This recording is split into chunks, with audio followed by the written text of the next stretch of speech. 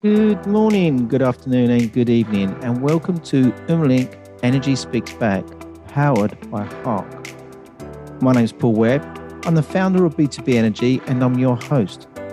And weekly, I present to you experts from around the world. And today, I'm in London, and with an organisation that is very proud to have a Royal Warrant from Her Majesty The Queen. Our purpose, as always, is to provide a good understanding of energy management knowledge from around the world, which is available today for us to deliver savings that impact on our planet. So before we get into our interview today, I would like to recognise our sponsors, who are Umlink, who are taking the confusion out of energy management, Clean Energy Revolution, for their knowledge and in networking in the renewable world, B2B Energy for the 11-week energy program and managing organizations' third largest expense, Hark Systems, renowned for their energy software, Alexis Energy for their power management, Led by Vision for their LED and their controls, Seinwatts in the US for their electronics and EV transition, Carbon Black Global for their waste to energy initiatives, and then lastly, our certificate partners, Esther Energy. Welcome to episode 70 of Umlink Energy Speaks Back, powered by Hark. My special guest today is from an organisation called Sunnex, and since 2004, they have been very proud to bear the Royal Warrant by appointment to Her Majesty the Queen. So without any further ado, I give you James Willson. Good afternoon, James, and how are you today? Good afternoon, Paul. Very well, thank you. It's Good. a bit cold today, but we're okay. It is very cold today. I've woken up to -2 this morning, which is quite bizarre considering we've had 16 degrees in the last couple of days and things. It's Yeah, crazy really winter time, isn't it? Yeah, it's this is what proper January is like. Minus Yeah. figures overnight. Yeah, exactly. So, James, we've met through our BNI, but I think I met you before BNI sort of journey as such. And I've met you, and I know a lot about you. But for the benefit of our audience today, can you give us your background and where you've come from and what you're doing today in the industry? Yeah, sure. I am the owner of Sunnex, which I completed a management buyout back in the summer of last year. We install window films and blinds all across the UK. I have been working here pretty much 25 years come the end of this month. Wow. I've literally started right at the bottom, worked all the way through the company. And now I've finally managed to buy the owners out. This is my one job. I'm a lifer. Is that where you do the advert and say, I like the company so much I brought it? Yeah, that's the one. Excellent. Yeah, so I started out in after I left school, just doing some sort of just basic admin work. Went off to university, got my law degree, came back for a couple of weeks, and then never left. It's more by circumstance than not exactly what I had in mind back 25 years ago, but here we are. So it's very interesting. Whereabouts are you based? We're based on the south coast in sunny Bognor Regis. Right.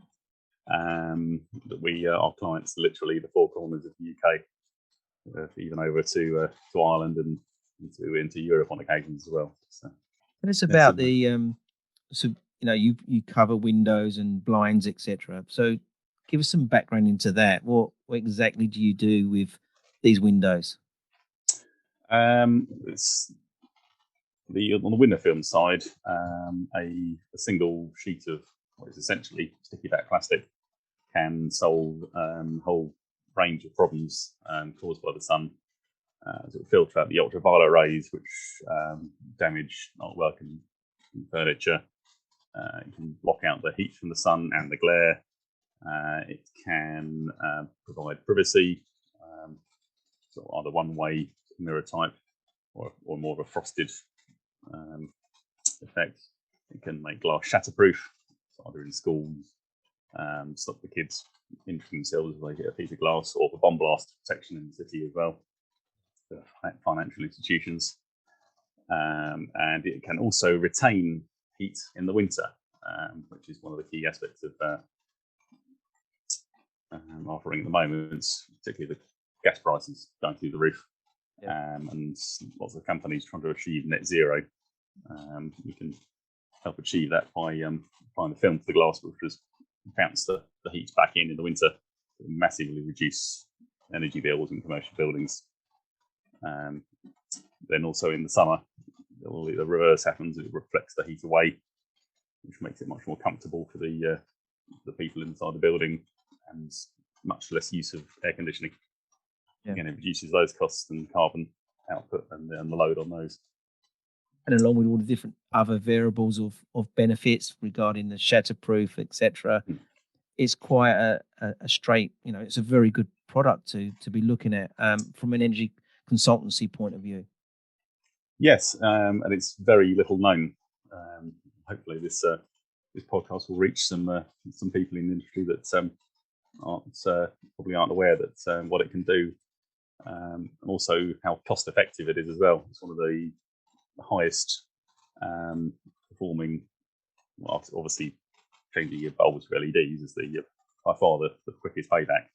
But window film is one of the next on the line. It can pay for itself within 3, 4, 5 years in the right setting, the right glazing system, the right amount of glass, and the kind of plant that are used in buildings. Not only is it sort of cost beneficial, it'll pay for itself very quickly, then you actually earn money through lower bills. But your staff or hotel guests or whoever it is that's behind the glass will be much more comfortable, more productive working environment as well. It adds your green credentials. It's just a win-win situation for those that can put the budget to installing it. And the interesting thing, obviously, we've been talking about this, is you can do older buildings. So buildings that are listed, you could basically upgrade a listed building without any impact on that listing. And also, because the window isn't going to change. So are we effectively turning a single glazed window into a double glazed window overnight? Is that the same? That's the kind of impact it can have on the efficiency. Yeah, it's like cleaning in an extra pane of glass and the air between it. It's anywhere between 10, 20, up to 40% improvement in the U value of the glazing system, as long as it's draft proof. Yeah, got the wind whistling around the outside of the frames. That's something else, but it's all heat being lost through the glass. It's extremely effective. And how easy is it to install, James? There is a knack to it. Some of our guys have been going as long as I have, if not longer, sort of 25, 30 years.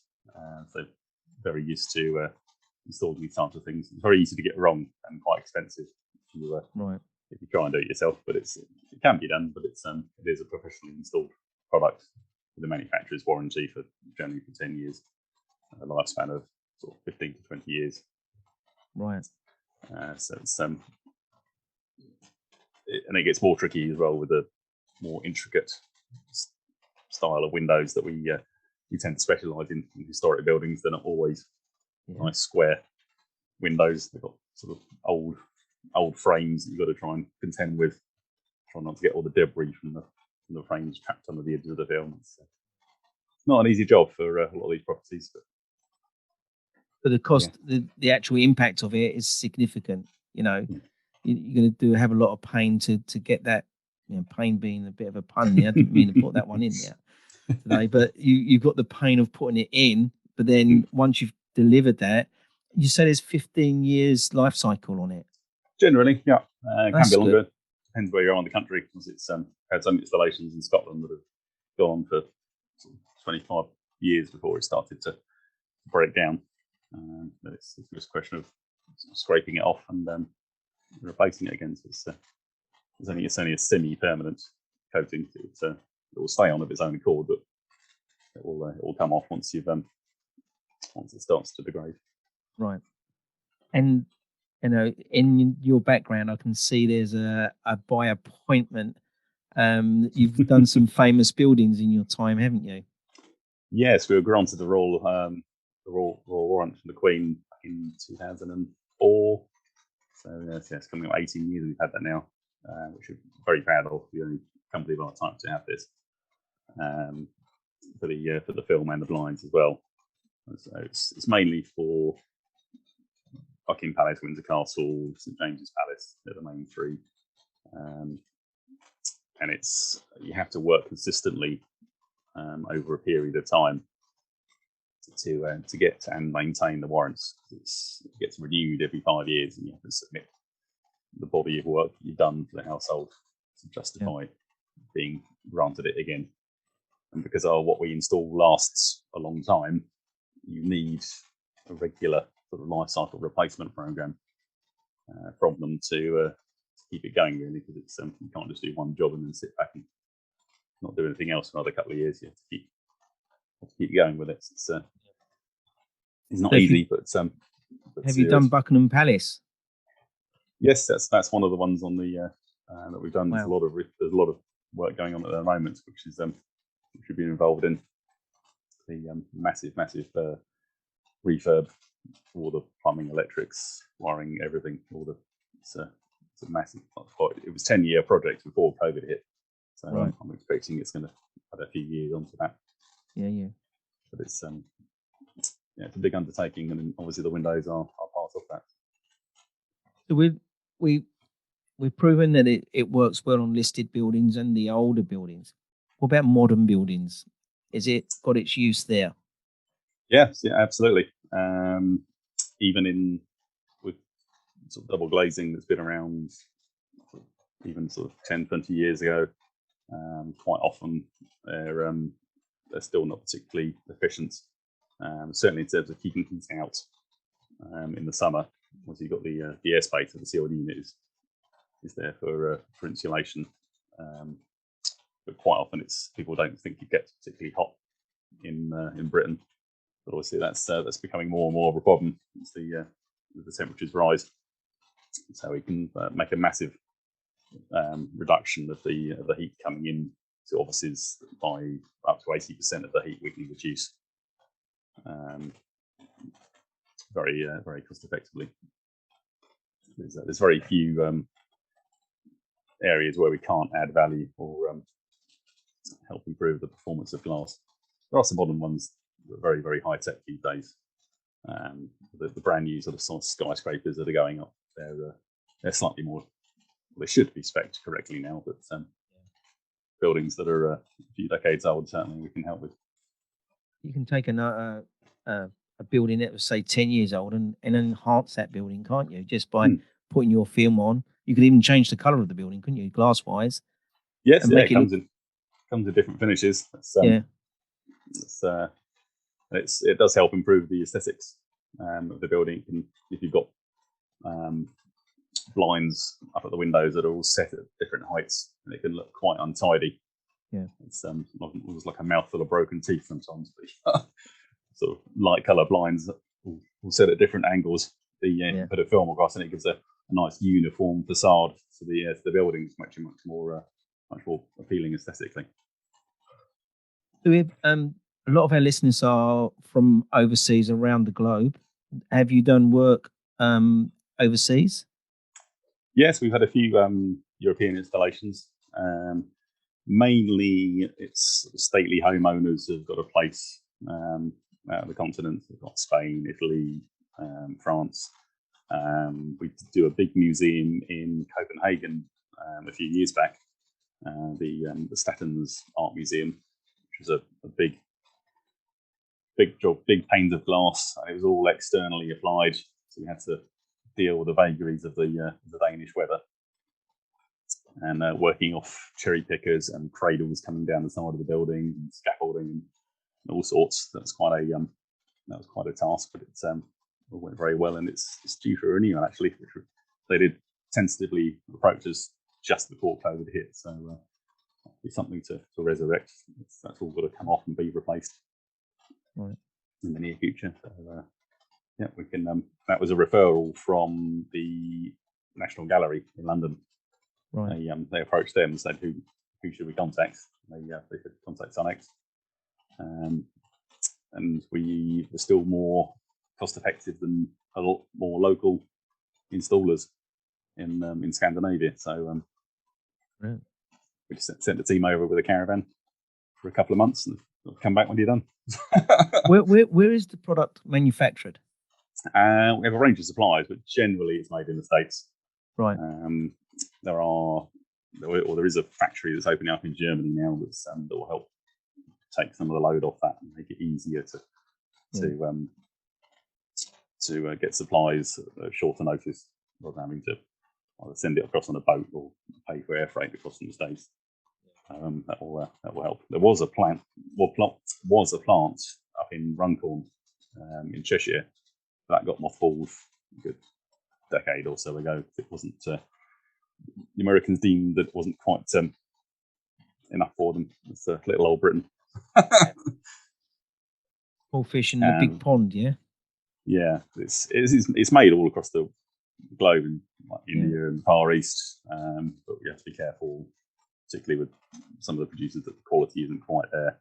The kind of clients that we work with, you have to sort of search the very best in terms of performance and longevity and reliability of the materials, really. What do you think your challenges are going forward currently, James? Also, we have had supply issues, partly Brexit, partly COVID related. Lots of manufacturing has slowed down a lot, and it's become a lot more made to order rather than stocked up in advance, which has been difficult. And also trying to research and get some new products as well. People are a lot less receptive to putting a bit more into R&D, sort of doing smaller productions. Everything's got to be sort of mass produced, which is a lot more difficult for a relatively small company like us to try and steer their hand towards.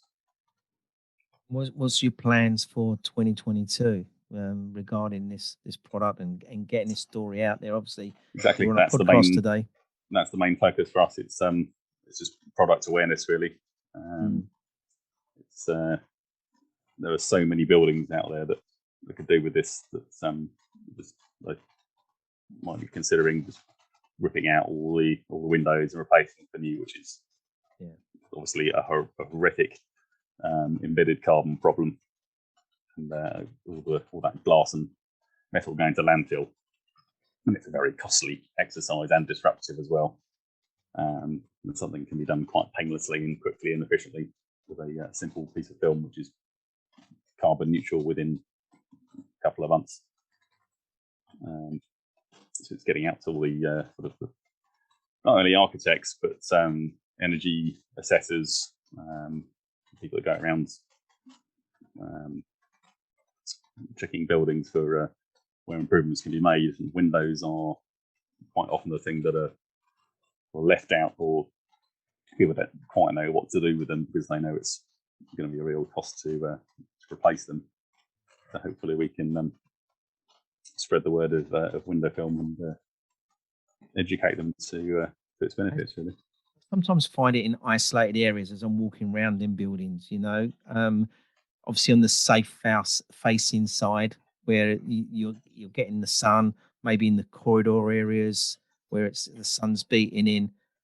And I see an isolated area where, organisations don't need to have to do all of their building with this film. They can just do like the one side of it or an area of it. And obviously safe facing is going to be a benefit because it's going to provide a deflection, going to be making staff more comfortable. And then on the north side, possibly, you're looking at maybe putting this in to help with the insulation of the building. Yeah, that's right. You can have different strengths on different elevations. That's quite common. particularly on a north facing where you don't want to lose particularly any real light coming in. You can use you don't want the same sort of dark film that you want on the south side. You wouldn't want that on the north side, otherwise you end up with really gloomy buildings. It's certainly a tailored approach to rather than just putting one product and putting it everywhere. And again, for overhead glazing as well, big atrium skylights. That's another issue. Even quite often it's driven by sort of glare on receptionists' eyes, and they can't see their screens properly. You can solve the heat problem with the exact same material as you're doing the glare. So that's almost like a free added benefit to what you're trying to achieve.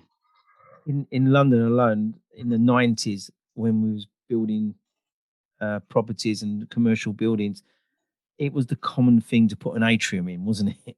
Yeah. Everywhere had atriums. I was getting involved with the BMS side and trying to control the temperatures in those areas. And, it's getting too hot at certain times of the day as the sun was going round. And obviously your product would have been brilliant, obviously, in that place. Yeah. Because you can't heat those areas. It's very hard to heat them. No, the main problem with those is physical access. Quite often, it's a lot easier to put it on the outside of the glass, but that requires forethought from whoever designed it. Whether there's safety measures in place to be able to get to the glass on the outside, or whether it's right on the edge of a sheer drop of a 20-meter high building, and there's no safe way of getting to it. But the disruption would involve scaffolding out the inside of it is another problem, particularly if it's a 24/7 operated site. Interesting point. So when we're doing the coating, are we coating from the inside or the outside? It varies. Right. It depends on how you want it to perform, what type of glass it is. So for the insulating product, it has to go on the inside. Yeah. It literally just radiant heat bounces off the surface of the film and puts it back into the building, so it can't go on the outside. But if it's summer heat you're looking to reduce, then it's actually better on the outside because you're not heating up the glass. If you put the film on the inside, then some of the heat's going to get trapped in the airspace of the double or triple glazing even. It becomes much less effective, and in certain instances it can cause the glass to crack as well if you're not careful, if you get the wrong combination. So external fitting is often the way to maximise the performance and minimise the risks to the glazing system. So we've got a lot of variables, different ways of doing it, and obviously there's an expert need for it to be installed by someone who knows what they're doing. So you being the expert within this to be able to advise what the best product to use and the best process to follow. Yeah, there's a lot of things to factor in. Some people will just turn up and say, "I'll put this one standard film on there," without even thinking that it could cause a problem to the glass, which I've seen happen before. I've seen glass crack, right, because the film's been put on the wrong films and put on the wrong side of the glass, right, or even close fitting blinds can cause that problem as well. Get enough heat trapped between the blind fabric and the glass that can still, even though it's not actually touching the glass, it can still cause it to go. So it's coming to that time of my podcast. I don't know if you've been listening to my podcast, James. I'm going to put you on the spot now, where I ask my guest to give something back to the industry. Is there something that you can give back to the industry today as a takeaway regarding what you're doing in the industry? Yeah, we can certainly offer free audits. The manufacturers have some quite sophisticated software that can model how much energy can be saved, sort of pay return on investment, payback time, how much carbon they'll save. So all that can be carried out generally free of charge. It's at the very least the cost can be recouped once the order for the work has been just been placed. What would be the advice you would give to a end user regarding their windows? Just to get them looked at. It's if it's not something they've considered, and if they've been getting comments from the staff about too cold in the winter, too hot in the summer, that's it's quite common in heavily glazed areas. Just to get in touch, and certainly we can come in and do a free survey and an indication of how much it's going to cost them initially, but then how much will actually earn them over the lifetime of the film in the long run. There's no harm in doing that. Even if they say no, then at least they've been given the option to how to upgrade their glazing. What, in your opinion, why is buildings? We put buildings in, don't we? We build them with glasses, etc. The colours and the different shapes, different designs. Why is no one looking at this now? Why is that your film not going in day one? Why do we have to retrofit? Generally, the glazing industry is catching up in terms of the performance of new glass that's going in, as long as it's specified correctly by the architects, which quite often they'll have thermal modelling software that will show track the path of the sun, and sort of you've had instances where they've put absolutely clear glazing on a south-facing stairwell on the south coast, and then wondered why the metal handrails going up the stairwells were getting rather hot. There's those sort of architectural mistakes do happen, but it needs a retrofit solution, but it should have been obviously dealt with at the time. But it's certainly if it's an existing building, then the retrofit method is certainly much better than ripping out and starting again. And James, how do we get hold of you? What's your best contact details now? We have our website's very easy. It's just Sunx. It's sun-x.co.uk. I'm quite active on LinkedIn. You can find me on there. It's James Willson with 2 L's in Willson, or the email address james@sun-x.co.uk. There's our phone numbers on the website as well. There's various ways of finding me. And as you mentioned, you're quite happy to go and do free assessments on the building. And, you could be a property owner or an energy consultant. You'd go along and have a look at that work for them, wouldn't you? And go and assess that building. Yes, absolutely. More than happy to do that. Well, James, it's been great catching up with you. I like the sign. I like the way you've got your sign. It's quite mobile, so you can move it around to wherever you need to move it. You're by appointment. I like the way you can move that. It's been really great catching up with you. Appreciate your time today. And we'd like to say, you and your family, please stay safe in these times. Thank you very much, and you. Thank you. Thanks, Paul.